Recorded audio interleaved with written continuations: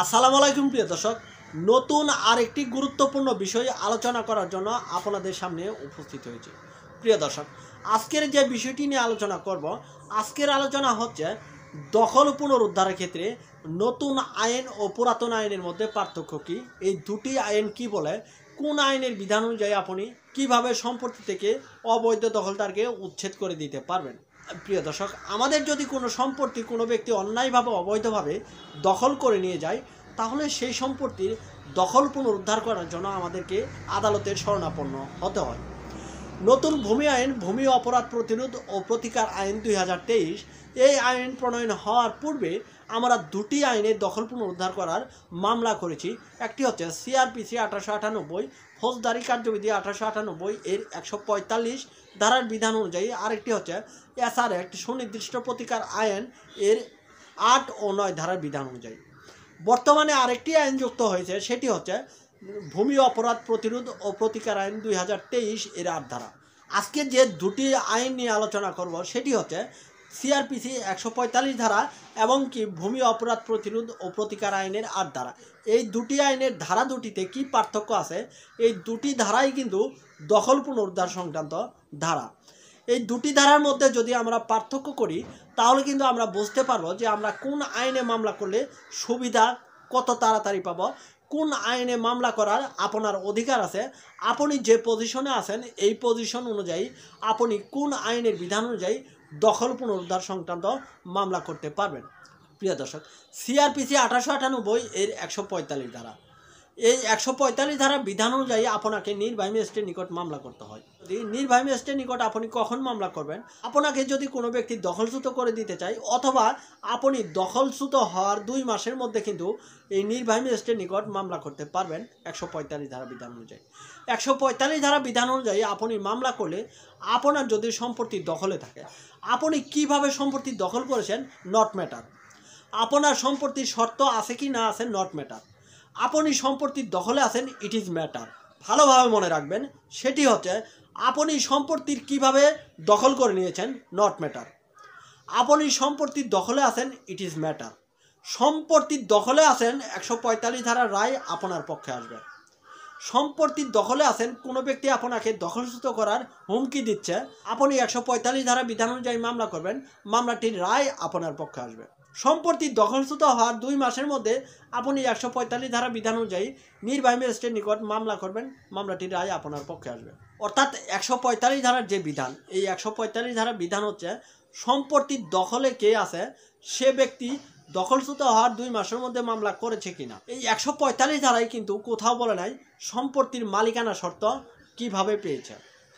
আপনি সম্পত্তির মালিকানা শর্ত কিভাবে পেয়েছেন নট ম্যাটার।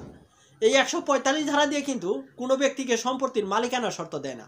যেহেতু কোনো ব্যক্তিকে সম্পত্তির মালিকানা শর্ত দেয় না, তাই আপনি সম্পত্তি দখল করে আছেন, কিভাবে সম্পত্তির মালিক হয়েছেন এটা নট ম্যাটার। আপনি সম্পত্তির দখলে আছেন, আপনি সম্পত্তির দখলে থাকবেন, এটাই হচ্ছে 145 ধারার বিষয়বস্তু। 145 ধারার বিধানটা হয়েছে যে ব্যক্তি সম্পত্তির দখলে ছিল সেই ব্যক্তির দখলটি তাকে ফিরিয়ে দেওয়া হোক। সে ব্যক্তি সম্পত্তির মালিকানা কীভাবে হলো সেটা দেওয়ানি আদালত নির্ধারণ করবে। দেওয়ানি আদালতে মামলা করলে দেওয়ানি আদালত নির্ধারণ করবে সম্পত্তির মালিককে সম্পত্তির শর্ত কার আছে। আমরা এখন চলে আসি নতুন ভূমি আইন, ভূমি অপরাধ প্রতিরোধ ও প্রতিকার আইন 2023। ভূমি অপরাধ প্রতিরোধ ও প্রতিকার আইন 2023 এর 8 ধারায় কিন্তু দখল পুনরুদ্ধার সংক্রান্ত মামলার কথা বলা আছে। এখানে শুধু বলা আছে কোনো ব্যক্তি যদি অন্যায়ভাবে অবৈধভাবে আইনানুগ পন্থা ব্যতীত দখলচ্যুত হয়, তাহলে সেই ব্যক্তি উক্ত সম্পত্তির দখল পুনরুদ্ধার করার জন্য এক্সিকিউটিভ ম্যাজিস্ট্রেটের নিকট আবেদন করবে।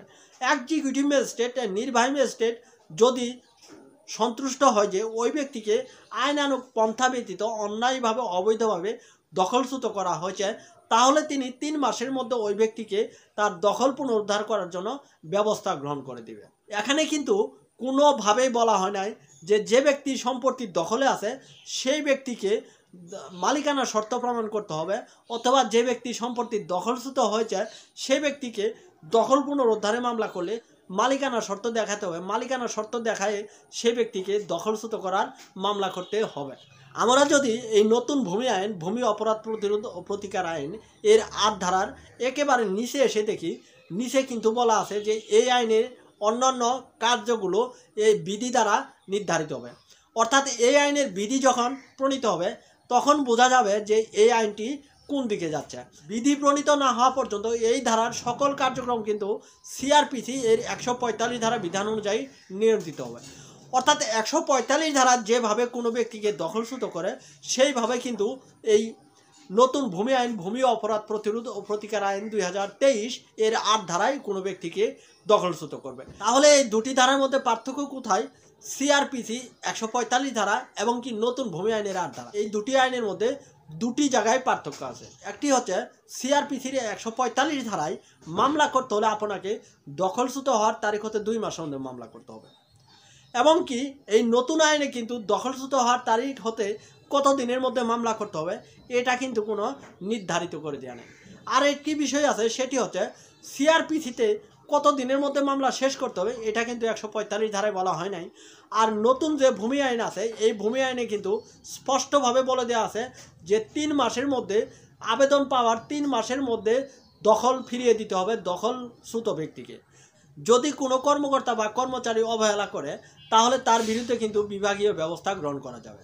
দেখেন এই দুটি ধারার মধ্যে আরেকটি মিল কোথায় আছে। এই নতুন ভূমি আইন, ভূমি অপরাধ প্রতিরোধ ও প্রতিকার আইন, এই আইনে বলা আছে যে বিরোধীয় সম্পত্তি নিয়ে যদি উচ্চ আদালতের দখল পুনরুদ্ধার সংক্রান্ত মামলা চলমান থাকে তাহলে কিন্তু এই নতুন আইনের বিধান অনুযায়ী ব্যবস্থা গ্রহণ করা যাবে না।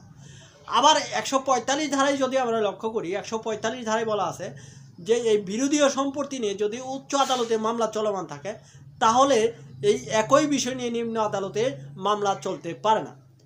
তাই এই নতুন ভূমি আইন 2023 এর 8 ধারা এবং কি সিআরপিসি 1898 এর 145 ধারা একই সূত্রে গাঁথা।